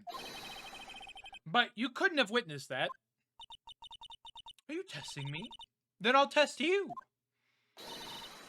With my moss surprise. I'm afraid the moss is growing under our feet as we wait, Miss Star. What do you mean? I shouldn't have to explain this, but take a look. The autopsy report states that death was due to a loss of blood from one stab wound. Aha! You were right. Good show, Mr. Edgeworth. What a hunk! That's my hero, really. What about my objection? No one noticed? Well, witness. You got the crime scene set, right? Oh, thanks. I always believed that no one could ever mistake ketchup for blood. But now, I realize that such mistakes are possible. So, you're saying you mistook something for blood? When she lifted her knife, I thought I saw blood at her breast. Splattered blood from her victim. That's why I thought she must have stabbed him at least twice. And tell us what you saw that you thought was blood. Testify. Testify! Red muffler looked like blood to me. That's how ghastly the whole scene was. Oh, excuse me. Oh, where's the crime photo? Hey, guess what, bitch? She's not wearing her fucking muffler. She's not wearing that shit. What are you talking about? The star! Oh, God damn it, Edgeworth. Witness is clearly not suited for detective work. What? The suspect was not wearing a scarf or muffler of any kind when she stabbed the victim. And you've proved it yourself with this photograph. Huh? But that can't be. Only a professional lunch lady could be so utterly clueless. Congratulations. Perhaps you finally found your true calling in life. Harsh words, but good. In the end, Mr. Edgeworth prevails. What was my objective? Chopped liver? Phoenix has objected twice now, and Edgeworth's been like, This is my turn. Sit down, little bro. But it was there, a scarf. No, not that, but something red, really. Well, now, where were we? The witness has given us an entertaining interlude, but back to business. What? Very well, witness. Continue your testimony. You saw the crime and apprehended the suspect. Tell us about that. Very well. I do remember some things accurately, at least. Ultimately, we couldn't shake the most important part of her testimony. The most important part? The part where your sister stabs the victim. This next testimony might just be the moment of truth.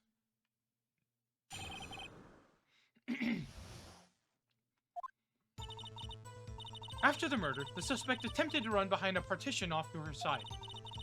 I quickly caught her, explained her rights to her, and arrested her on the spot. Oh, yes. When I arrested her, she mentioned the muffler. That's what had me confused in my earlier testimony. The chief prosecutor made to escape, but against Angel Star, resistance is futile. You are quite determined about this scarf, aren't you? I strike like a snake and bite like a cobra. That's me, Angel Star. That wasn't a very good metaphor. First of all, a cobra is a kind of snake. Don't bother me with details, unless you want to get bitten. No thanks. Note to self, Mr. Wright is weak against poisonous snake bites. Excuse me, Emma. Snake bites are venomous, not poisonous. Get your facts right, as a scientist. I'm sorry, something came over me there. The chief prosecutor tried to resist, but her efforts were in vain. She knocked my hands aside, kicked over an oil drum.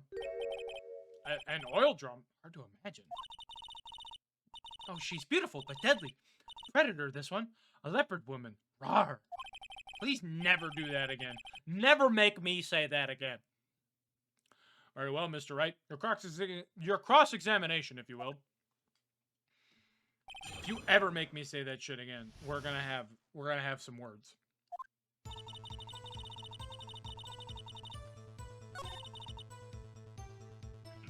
Oh, I think it's this one. I think it's this one. You say quickly. Were you close to the suspect?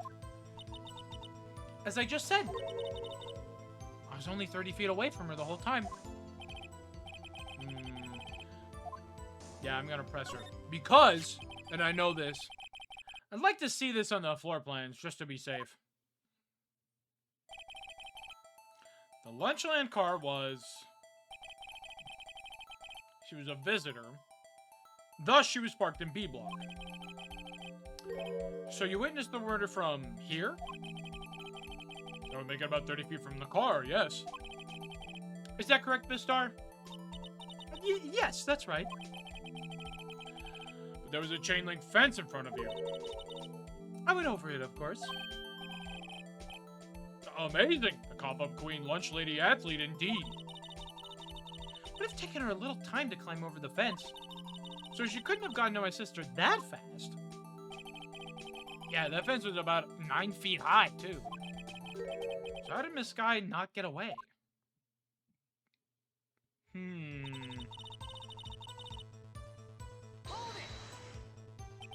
She mentioned the muffler? What exactly did she say? If I remember exactly, I would have told you in my testimony. Cheeky. Anyway, all I heard her say was the word muffler. Just that one word?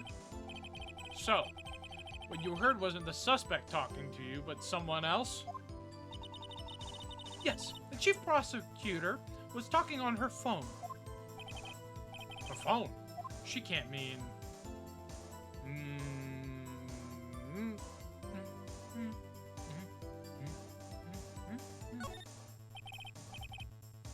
My phone. Do you mean this cell phone discovered at the crime scene?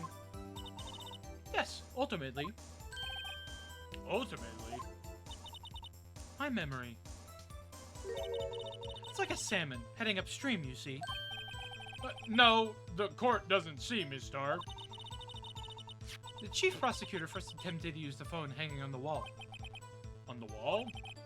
That's right. Near the car, there was an emergency phone on the wall.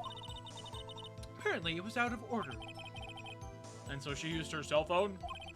Indeed, the emergency phone was out of order that day. Good witnessing, witness. Good witnessing? Whatever happened to good testifying? You should, of course, add this to your testimony. The things I do to please this rookie defense attorney. Alright, cool.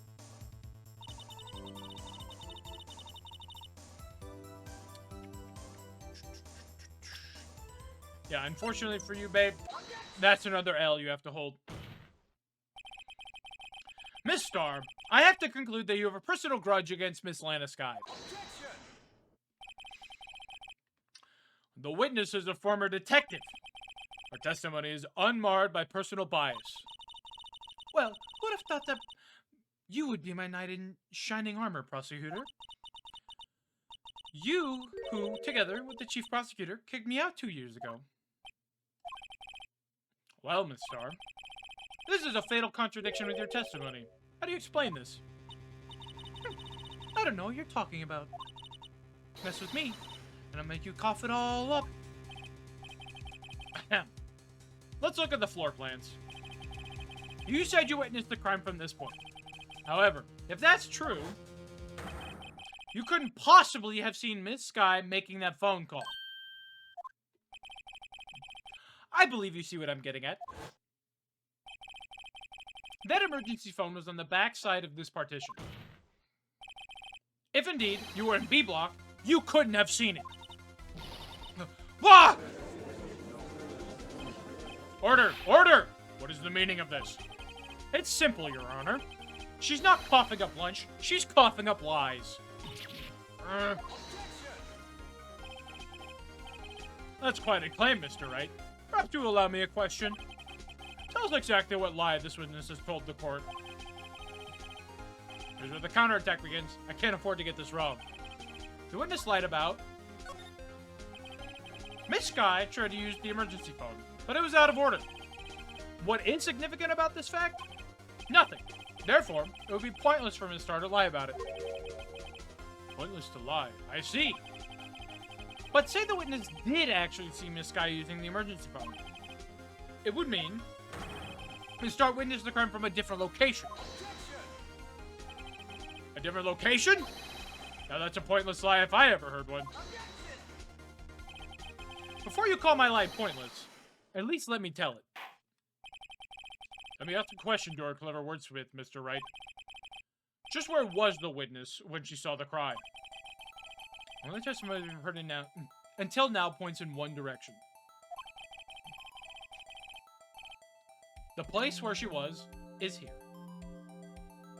Bang. This is the only place where she could have been. The security guard room? Indeed, the security room is in the underground parking lot as well positioned. It's built on the second floor, so you can see the entire lot.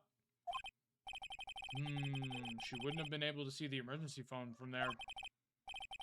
But why there? There are many other places where she could have seen the phone. Not in this case, Your Honor.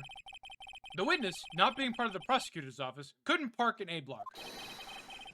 The only place where she could have seen the crime and the back of the partition is here.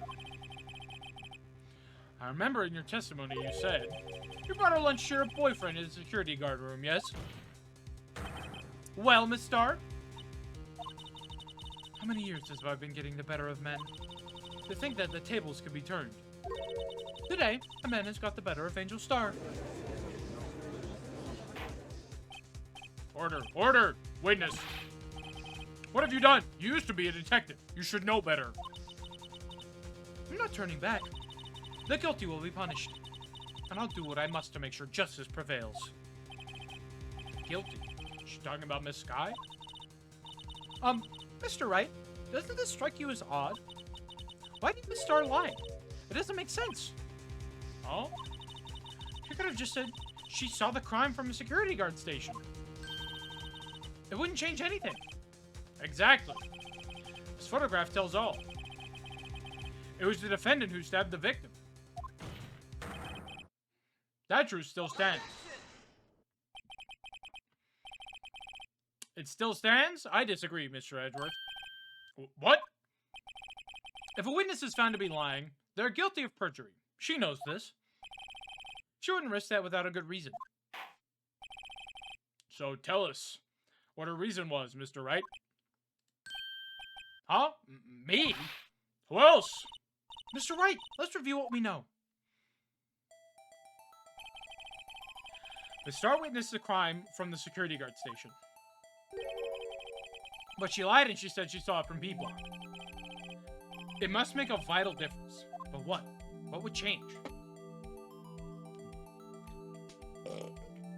Oh, excuse me.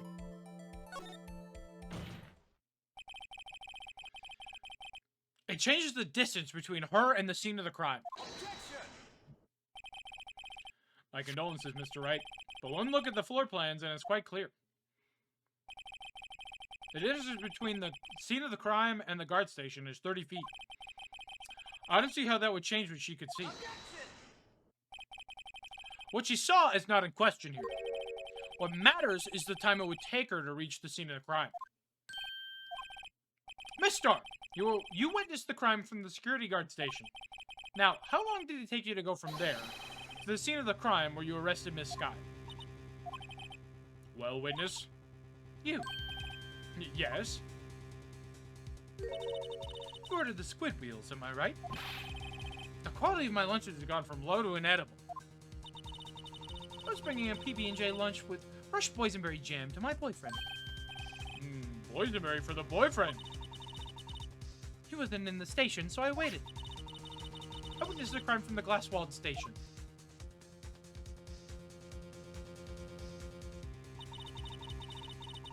And before I knew what I was doing, I found myself running towards the scene. But the door was locked. I couldn't open it.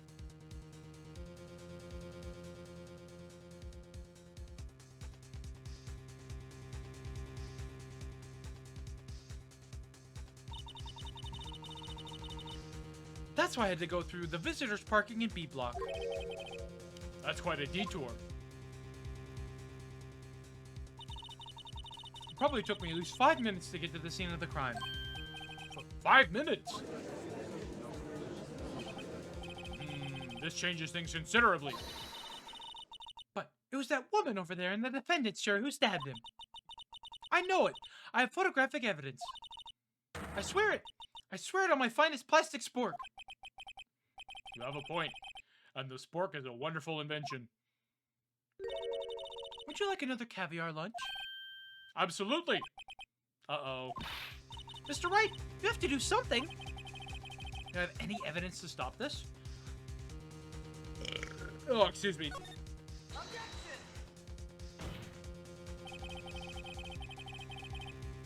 5 minutes between witnessing of the murder and the arrest. Think about it. You can make pasta in that amount of time. If you like it al dente. Got lunchboxes that tie pasta into knots, rookie. A 5-minute blank. Isn't that strange? Strange? If you were a criminal, what would you do with 5 minutes, Your Honor? Well, I guess I'd flee the scene. Hey! Don't get the wrong idea. I didn't kill anyone. But you have the instincts of a killer. You would run, but this time was different. Miss Sky dawdled at the scene of the crime. She even had her picture taken. No true criminal would act this way. It's inconceivable. Yeah! Well then, it seems to come to the end of this testimony. The witness has a grudge against the defendant, and I'll blanket her testimony. Mr. Edgeworth, is the next witness ready to go? Unfortunately, I appear to have overestimated this witness on account of her professional history. We did it! We screwed that can shut, Mr. Wright. That was too close. I'm afraid that the cough-up queen has been dethroned. And with that, court is adjourned.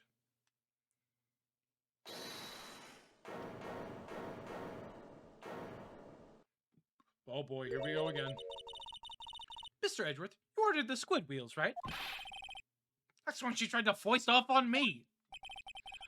I prefer not to take the defense team's leftovers. Anything else to say? I might be able to save you. I have decisive evidence. What was that? Is this another one of her trick lunchboxes? My apologies, but we have no further questions to ask of you, Miss Starr. Ah. Is this your jumbo lunchbox? Woohoo! A triple-decker! I don't know why I turned him into Patrick Star there. Oh boy, 3 a.m. Out of deference to the witness's determination, I'll allow one more testimony. Let's hear about this decisive evidence. Like the lunchline motto says, you won't be disappointed. What's she going to pull out of her lunchbox this time? Probably a gun. I should have mentioned those 5 minutes when I wasn't looking at the crime scene. And now, to the matter of the victim's shoe. Did I not bring this up? 2 types of blood were found on the shoe. One is, of course, the victim's, and the other blood type matched that of the defendant, Miss Lena Sky. This shoe proves it. It's flawless, decisive evidence. What? There was blood found on that shoe? Red Lunchland, for all your lunch and decisive evidence needs. Witness, what is the meaning of this? Why is it the first time I've heard of this evidence? Simple. As I've already said, I don't trust you with the evidence, Mr. Edgeworth. That's why I took the liberty of investigating this myself. And you had blood tests performed? Didn't I mention? I have 3 boyfriends in forensics. In any case, Your Honor, I can't accept this evidence. What? You must know the 2 rules of evidence law. Rule 1. No evidence shall be shown without the approval of the police department. In other words, the shoe is illegal evidence, at least for the time being. Is that right, Mr. Wright? It seems so. Edward sure is celebrating. Not so fast, Mr. Edward. Don't forget, I used to be a detective. As I mentioned previously, this shoe has already been tested by a member of the forensics department. As you can see, it was approved by the police department as of today. Even the general public can produce official evidence, Mr. Edward. Is that right, Mr. Wright? It seems so. Edward is looking pretty sullen.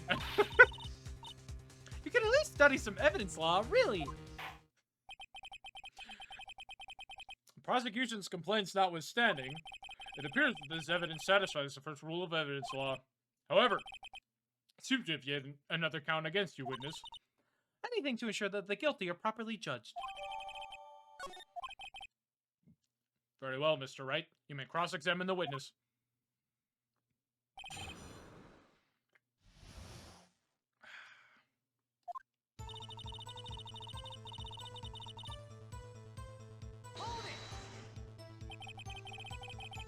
Why did you lie about those 5 minutes? I guess you could say, I just wanted people to look at the results. The results? How many times do I have to say this? I saw the chief prosecutor stab the victim before my very own eyes. Compared to that, a 5-minute blank means nothing. Then why didn't you just tell the truth? Don't make me laugh. We're dealing with the most untrustworthy of the vile lot known as prosecutors. Falsified evidence, arranged testimonies, erasing and manipulating evidence. When you fight monsters, you need to use every trick in the book.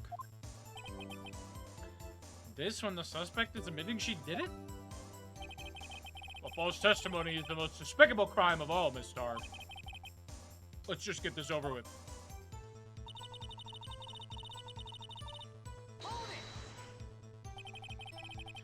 And you found this shoe at the scene of the crime? I detained the chief prosecutor and notified the police department. I wanted to make myself useful while I was waiting for the police to arrive. So, like an ill-trained pooch, you snuck off with a shoe.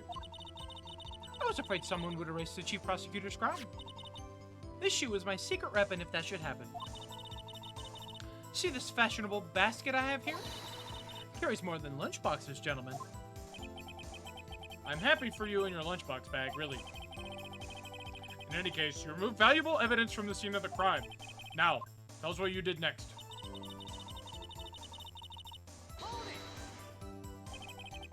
So, you brought it to the forensics department?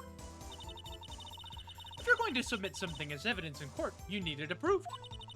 To do that, evidence must be analyzed by a forensics expert. She got away with her little coup because she used to be a detective. The shoe does appear to have bloodstains on it. Well, the man was stabbed after all. And that blood belonged to the victim. What word was I just trying to say? And that blood belonged to the victim, Detective Goodman. As I said, there were 2 types of blood found on the shoe.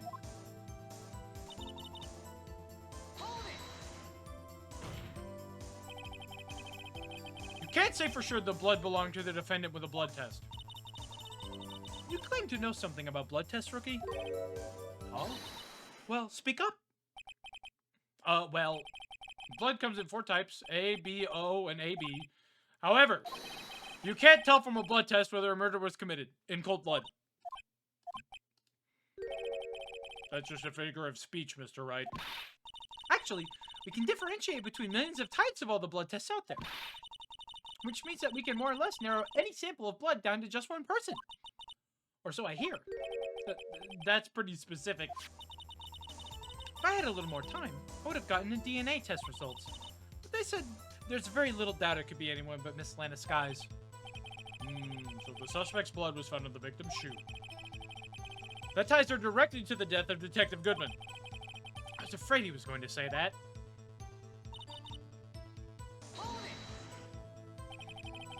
I can't let this evidence go through without a fight.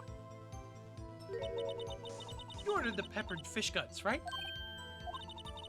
Some like it hot, Mr. Wright. Some, like your client, season enough hot water to make a whole vat of soup. Mr. Wright, Do you or don't you have a problem with the shoe? A problem? This is critical. Is there a problem with the victim's shoe? Oh, excuse me. If I'm not imagining things, I'd say there is one critical problem with this evidence. A clear contradiction. I'm gonna quickly... Before we do anything else... Ah! There's blood here too! On the sole of the shoe? It's gotta be the victim's. He must have stepped in a puddle of his own blood. All this blood, it's horrible. Blood might be an important clue.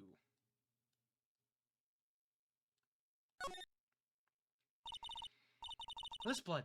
It's my sister's, right? It appears so. Then his right hand was bandaged when I saw her in jail. She must have cut herself at the time of the crime. Poor sis.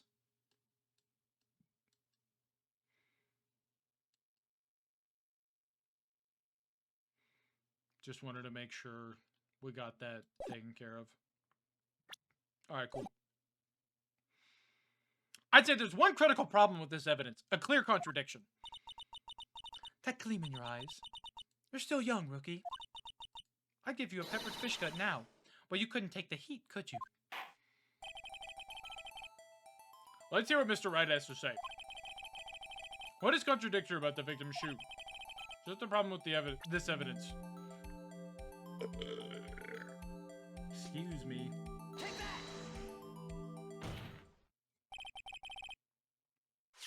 I wonder if you noticed. There's blood on the bottom of this shoe. Don't mess with me, rookie, or it'll be your blood on the bottom of my shoe. Indeed, there's quite a bit of blood on the bottom of this shoe. It makes sense. The victim was stabbed with a knife. It could possibly be contradictory about the blood on the bottom of his shoe. Oh, excuse me.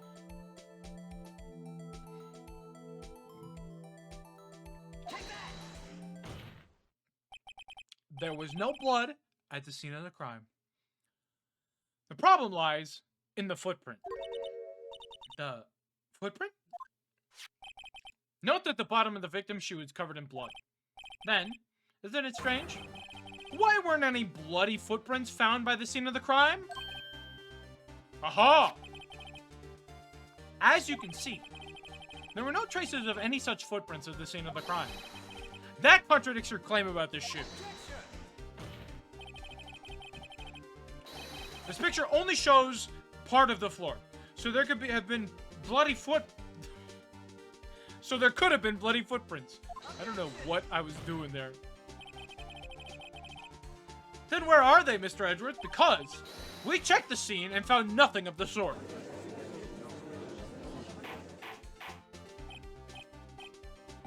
Order, order, order! Well, witness. What? Huh? We're going, Mr. Wright, but it's true that the lack of a footprint is a contradiction. But then we have to ask why there wasn't a footprint. Oh, that's true. There has to be a reason why there wasn't a footprint. Think, Mr. Wright, think! Hey, I don't know why it's not there. I'm just good at finding contradictions. What? Thank you, Edward. I see. Now I get it. Get what? Our witness is more devious than I gave her credit for. We were hoodwinked to the very end. But she slipped.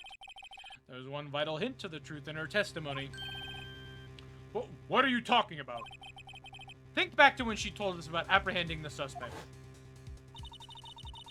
The chief prosecutor tried to resist, but her efforts were in vain. She knocked my hands aside, kicked over an oil drum. Oh, she's beautiful but deadly. Predator, this one, a leopard woman. Rawr! I hate that I said that again. I thought that was a strange thing for the normally cool-headed chief to do. No kidding. Now, witness, allow me to ask a very simple question. This oil drum, was it empty? Oh, that, I'm not sure I like your attitude, Mr. Edgeworth. Though apparently you're not the slowest conveyor belt in the lunchbox factory. Witness, well, was the oil drum empty? The oil drum kicked over by the chief prosecutor was brimming with water. Water? What does that mean? Still don't get it, Mr. Wright? Do you want to know the reason she knocked it over? The real reason? Aha! You don't mean... Yes. The suspect knocked over that oil drum for one reason and one reason alone. To erase the bloodstains that would become evidence against her. Ah! That ties things up quite nicely. The bloodstains up on the victim's shoe tie her quite clearly to this murder. Then, after the deed was done, she knocked over the oil drum to erase the telltale signs. Why, that's a prosecutor's specialty, erasing evidence. That reminds me, Miss Sky's right hand was hurt. Didn't she say she'd cut herself when she stabbed him? So that's when my sister's blood got on the shoe? Well, I see no reason to prolong this trial. Mr. Wright, do something, please! What? What can I do? Your sister has confessed to the crime and she tried to conceal it. But... Enough. There's no need for further debate. The verdict, Your Honor. Very well. But Angel Star is on the prosecution's side. She could have been lying about the water. Excuse me. This court finds the defendant, Miss Lana Sky.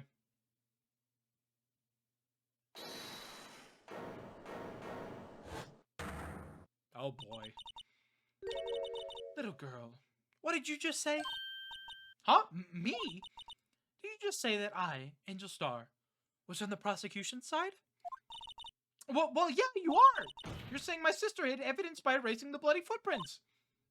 Well, I thought you had had your fill, but here you are, demanding a second helping. Another lunchbox. A lunchbox called evidence. Oh, wait, witness, don't tell me you have something else.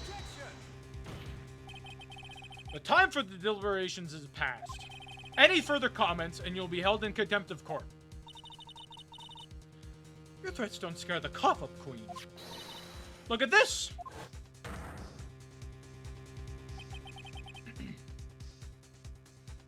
A photograph?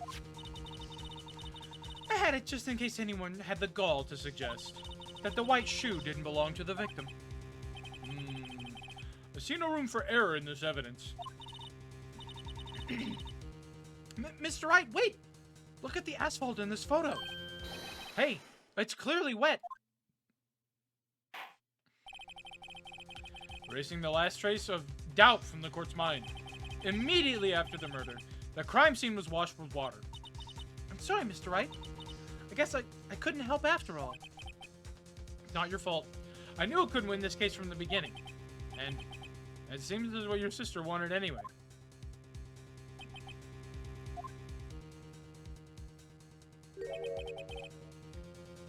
I'm sorry, Mia. Right, wet or not. Don't be so quick to throw in the towel. Get yourself up off the asphalt. Take another look. Don't give up. Not until the bitter end.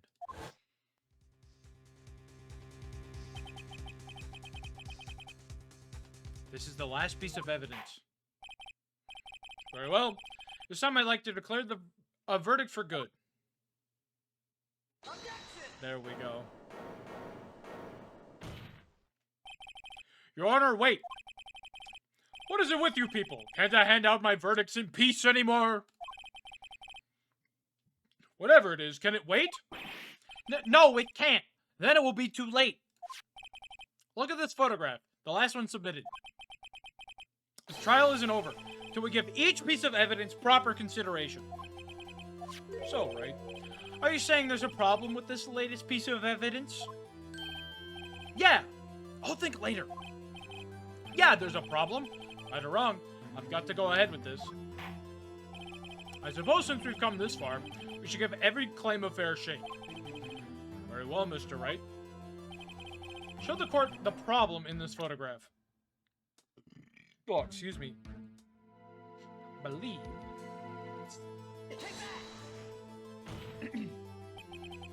The problem in this photograph is here. What's this? There's something poking out of the car's muffler. Wait just a moment, Mr. Edgeworth. Your Honor, you just said muffler. However, I see no trace of a muffler or scarf of any kind in this photograph. A muffler is also part of a car or motorcycle, Your Honor. Just think of it as part of the exhaust system, a pipe. I see, and I see. What's a suspicious-looking cloth sticking out of the car's muffler? So what if there's something sticking out of the muffler? What does that have to do with this case? Nothing. Absolutely nothing. Sorry, Miss Starr, but it's not going to be that easy. In fact, you've already told us why this is important to the case. You said as much in your testimony. What? Let's hear what Wright has on his mind. Tell us why you think this piece of cloth in the muffler is related to this case. Excuse me. Miss Starr, recall your testimony for the court. Ah, yes. When I arrested her, she mentioned the muffler. That's what had me confused in my earlier testimony.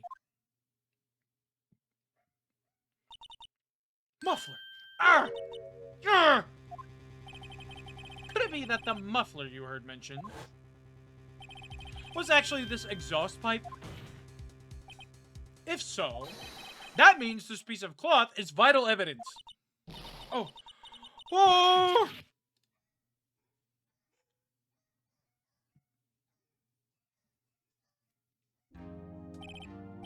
Well, seems we'll have to suspend the proceedings. Suspend? I find myself wondering about that piece of cloth.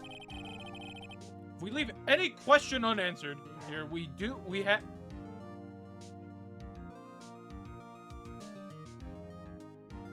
If we leave any question unanswered here, we do a disservice to the law. Have the car at the crime scene inspected at once, and bring me that cloth.